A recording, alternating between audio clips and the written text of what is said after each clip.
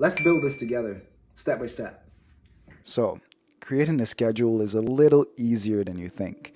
All right, so pull up your Shortcuts app and tap on Create Personal Automation. Now, there's a few steps involved. What you want to do if you want to schedule a message. Do you want to schedule this daily, monthly?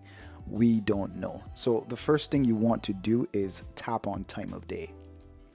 All right, so when do you want to schedule this message? Daily, weekly, monthly, whichever. It literally gives you the options here for you to select which one you want. So if you want to schedule this message to go out or repeat daily, what you're going to do is tap on daily. So let's say you wanted it to go out at 7 a.m. every morning, yeah?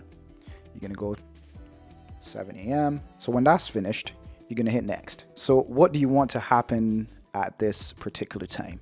Well, we want to send a message. So you're going to go ahead and tap on send a message. Should be right there. All right, what do you want this message to be? I'm just putting something random. I'm gonna send it to my wife and say, hey, I love you.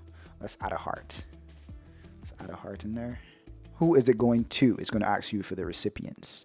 Now, it doesn't have to be one person. This can be multiple people. If you're trying to schedule this message daily, monthly, whichever, it doesn't have to be one person. So let me just go ahead and type. All right.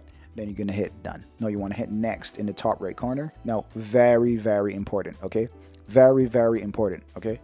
You're going to want to turn off ask before running, because you don't want it to ask you if to run the automation, because it defeats the purpose of running the automation.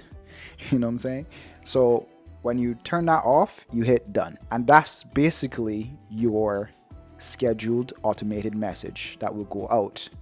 So every morning at 7 a.m., my wife will receive a message from me saying, I love you, with a heart. It's a scheduled message. I hope that helped. We can build so much more complicated automations.